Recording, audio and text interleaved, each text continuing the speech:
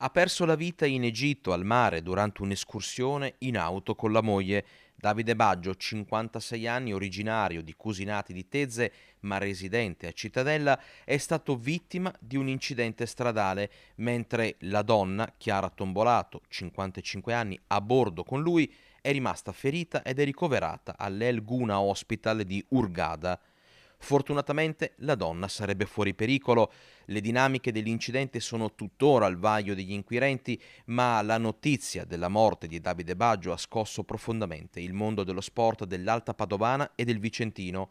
Baggio infatti era un grande appassionato di atletica, specialmente di triathlon, essendo già stato presidente del Panathlon dell'Alta Padovana. Poco fa aveva partecipato all'Ironman di Jesolo con ottimi risultati. Il suo ricordo nelle parole dell'amico Giuseppe Rebellato, presidente dei maratoneti cittadellesi. La notizia dell'incidente di Davide Baggio ci ha lasciato tutti quanti sgomenti.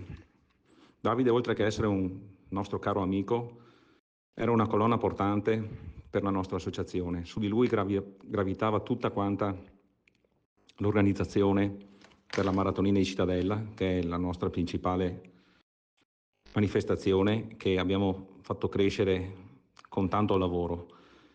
Davide lascia un grande vuoto come amico, come persona sensibile e partecipe a tantissime situazioni del paese. È stato presidente anche del Panathlon, una persona che comunque si è sempre fatta ben volere, non si è mai tirata indietro da tutti quanti gli impegni che via via gli si sono presentati.